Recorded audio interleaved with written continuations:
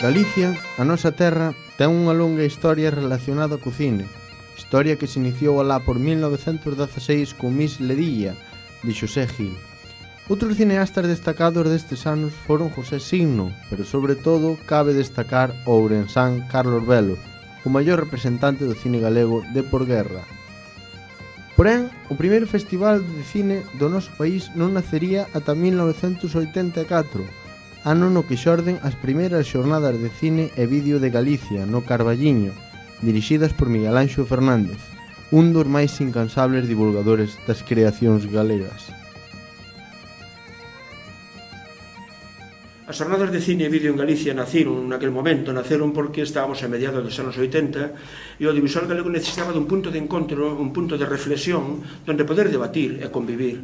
Tendo en conta, ademais, a experiencia que tiña naquel momento o Cineclub Carballiño das súas semanas de cine, o que se fixo foi aproveitar esa xinerxia e aí siguen.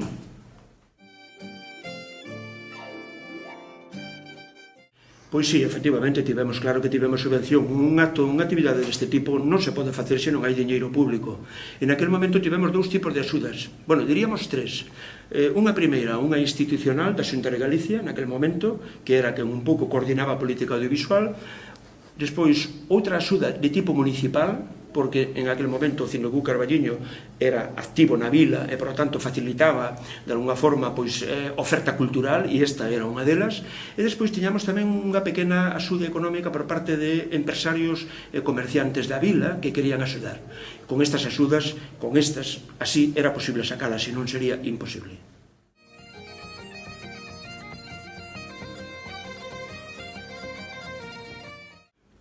Os festivales de cine, como calquer manifestación cinematográfica, se non ten algún tipo de axuda económica, que ten que ser, entendo, pública. Se pode ser privada, pois mira, benvidos esa, pero necesita axuda pública, porque a fin de contas non son máis que actividades que o que fan é, por unha banda, facilitar cultura ao medio no que se desenvolven, pero por outra tamén posibilitan o audiovisual galego, sobre todo galego, posibilitan que haxa pantallas e que podan verse as súas películas. Por lo tanto, eso hai que facelo obviamente con apoio económico, con apoio institucional, senón sería prácticamente imposible. O Festival de Cine de Ourense nace no ano 1996, recuperándose así a profunda relación de Ourense co cine. Dende os seus inicios, o festival considerouse un punto de encontro cinematográfico internacional, que aposta por un cine independente, reivindicativo, innovador e, sobre todo, social. Cunha máxima nos seus valores, a proxección do cine galego, convertido hoxendía nunha potente industria. A pesar de ser un dos festivais máis importantes de Galicia, precisa das axudas institucionais para poder levarse a cabo. Tivemos a sorte de contar con Nora Sola Fernández, directora do festival, coa que mantivemos unha interesante conversa telefónica. En principio, penso que non. Afrontar un proxecto de esta categoría é realmente importante e iso fai imprescindible o apoio tanto económico como de cualquier outro tipo por parte das institucións públicas. Nós non temos absolutamente ningún tipo de problema en proxectar todo aquilo que seleccionamos e que consideramos que é importante para o festival. De feito, este é un festival internacional de cine independiente donde podes ver cualquier tipo de película. Obviamente, a nos gustanos apoiar tamén o cine galego, pero é unha consideración xa, digamos, profesional e incluso, si me apuras, personal, non? Pero o noso festival é internacional e non hai absolutamente ningún tipo de problema. Pois un papel fundamental, porque eles aportan sempre un apoio e unha economía que, como antes che decía, tamén resulta imprescindible. En cualquier tipo de manifestación cultural, en esta, sobre todo, o apoio das institucións públicas e o apoio dos patrocinadores privados é fundamental.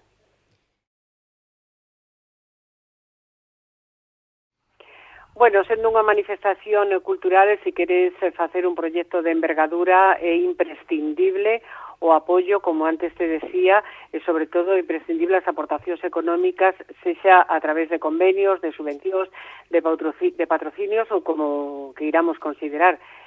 Fundamental estar nesa línea, claro.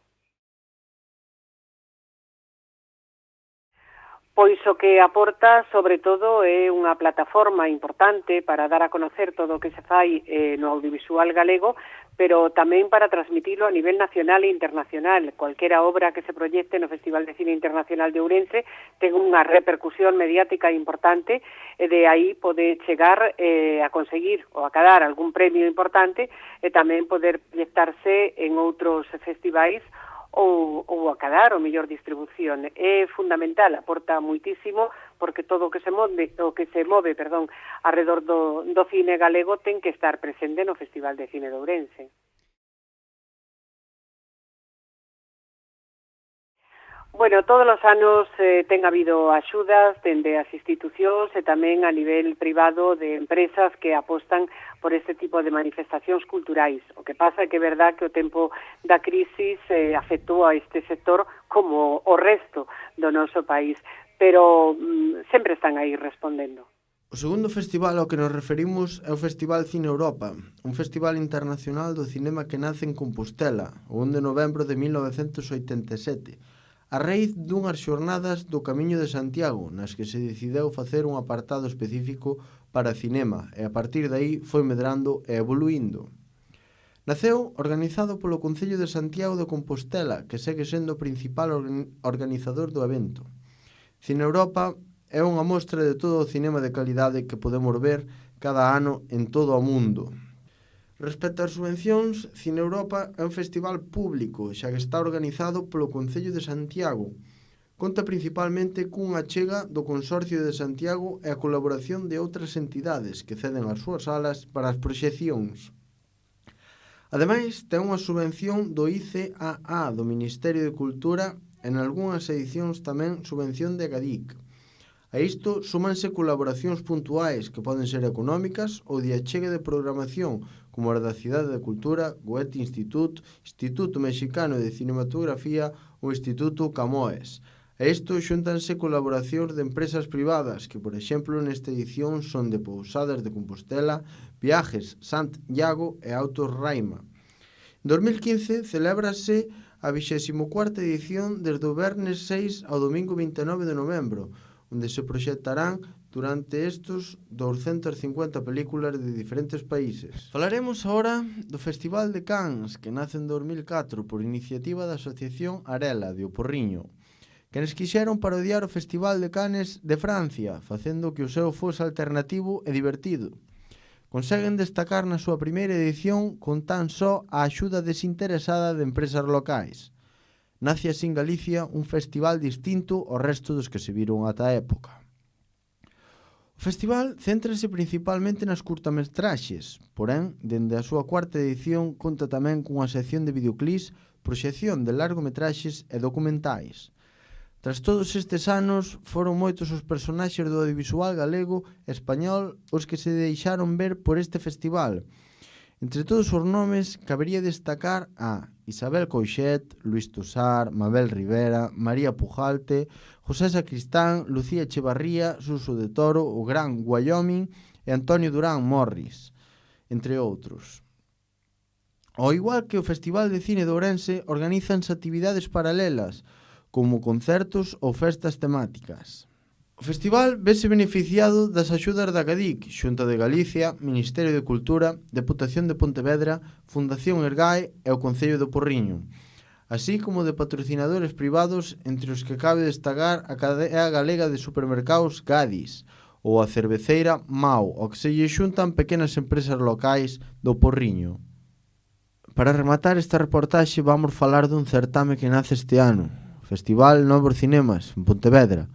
Para iso contamos co creador e director desta edición, Ángel Santos, cineasta destacado polo filme Las altas presiones. Pois Novos Cinemas ven sendo como unha conxunción de encontros, non? Ou de forzas. Que por un lado estaba Suso Novas, que agora mesmo somos tres cabezas visibles en Novos Cinemas, e Suso Novas tiña dende fai anos o proxecto de montar un festival en Pontevedra. Eu falara con el fai, non sei, cousa de 5 anos ou así, tiñamos o proxecto, pero quedou aí un pouco estancado. El vai facendo seminarios, encontros e proxeccións na Casa das Campás, o encargado das proxeccións puntuais que hai en Casa das Campás os venres. Entón, el, por esa parte, estaba activo, tiña o proxecto de realizar o festival, aínda que, de alguna maneira, non quedou como... non foi para adiante, non, esa parte. E, por outro lado, con Daniel Freud, de Matriusca Producciones, que eu traballo en ficción, vamos, en facendo películas e tal, chegou un día e me dixo, mira, creo que podemos facer isto en Pontevedra. Tiña esta idea, creo que se pode facer, creo que podo conseguir os cartos para facela. Eu estaba un pouco no medio dos dous proxectos, non? De algún xeito. O que fixen foi poñelos en contacto e dicir, ostra, sería moito mellor que colaborásemos, que cada un tirase por o seu lado. E de un pouco saiu de aí, non? Desta conxunción de distintos factores, e, bueno, e logo que sí que estaban máis ou menos ben avenidos no sentido de que as intencións eran as mesmas, non? Poñer un pé na formación, certo tipo de cine, non? Centrarse no público novo, todo isto.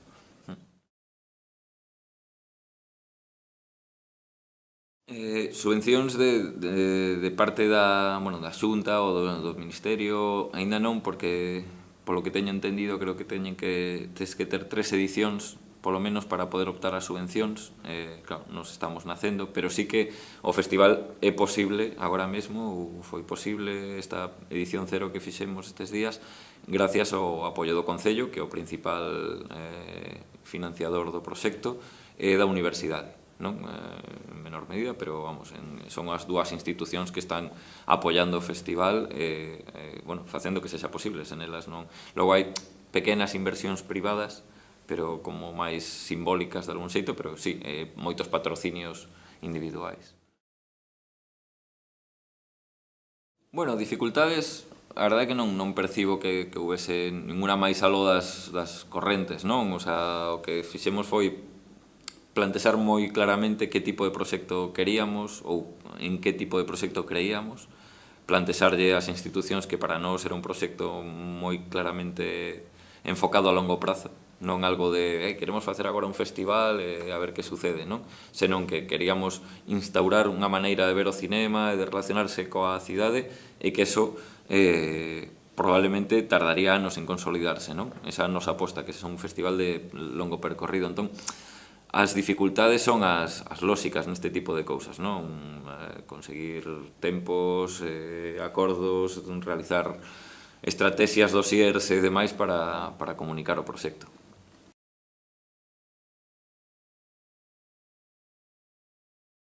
Supoño que para isto, como sempre, hai distintas medidas, depende de onde te sitúes no mapa. Eu creo que a cultura debe estar apoiada, non? Polo Estado. É fundamental, o sea, sempre está esta especie de estigma de que todo está subvencionado e que, polo tanto, non é productivo, bla, bla, bla, todas esas cousas, que é un erro de base, non? Senón que a cultura para a cidadanía debería estar apoiada e protexida, non, polo Estado. Entón, a partir de aí, as contías e todo isto, xa te digo que tampouco son un experto, pero sei, por exemplo, que o ano pasado un festival como Curtocircuito, que probablemente é un dos festivais máis importantes que temos en Galicia, e a nivel de curtas, dende logo máis importante, non estivo subvencionado, por exemplo. Entón, creo que as contías e a maneira de repartirse deberían vixiarse ou deberían replantexarse en moitos casos, non? En Galicia se falou moito tempo de que o que facía falta era un festival único e grande que puidese responder un pouco aos outros festivais dese tipo que hai pola península, e, sen embargo, en Galicia hai pequenos festivais, non? Pero para nós, creo, dende o punto de vista de novos cinemas, pero creo que tamén dende outros festivais, outras mostras que hai aquí en Galicia, é máis interesante esta pequena dispersión, non? Que ao longo do ano haxa distintos centros de interese, cada festival este especializado e que poidan estar protegidos e que podan realizarse, non? Que sen apoio público sería inviable. Home, aspirar á autofinanciación é ideal, eso sempre, non? Pero é moi difícil que eso poida darse, a non ser que reduzamos moitísimo o que é o concepto dun festival e que nos limitemos a poñer unha serie de filmes sen pagarlle os realizadores, sen poder traer cineastas ou artistas invitados. Entón, co cal a comunicación e o que revirte na cidadanía sería moi distinto tamén. En realidade, claro, o festival xa non é só ese lugar onde ti acudes a poñer a tua película, que a xente a vexa, que eso é o ideal, porque senón certo tipo de películas, como non chegan ás salas de cinema, porque as salas de cinema están copadas por certo tipo de cinema, case non terías visibilidade. Pero por outra parte é o mellor sitio para trazar lazos, non, entre xente, o sea, xa non puramente de amizade, se eso non fose pouco, porque para min creo que é algo moi importante, senón trazos que te poden unir ao espectador, pero tamén trazos que unen ao cineasta con programadores, os programadores con críticos, os críticos con outros cineastas. Entón se establecen trazos ou liñas moi interesantes de comunicación, non? Eso é o fundamental dun festival, non? Que sirva máis alá dos visionados para chegar a crear vínculos entre creadores, productores, consumidores.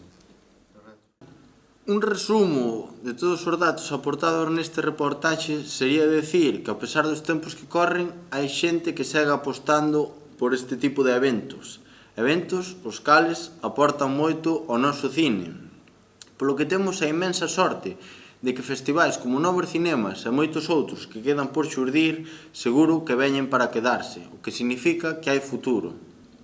Futuro gracias ao noso pasado, no que xente como Miguel Anxo tivo a necesidade de reinventar e promocionar o noso cine. Foron eles os que pouco a pouco aportaron grans de area, ata chegar ata onde estamos, e así conseguir unha gran duna de cine galego. Xa isto foi posible e grazas a todas as axudas que se reciben, pois a pesar de estar en malos tempos económicos, estas seguen chegando, aínda que non tanto como nos gustaría. En definitiva, queda claro que se as axudas se manteñen, quedarán en boas mans.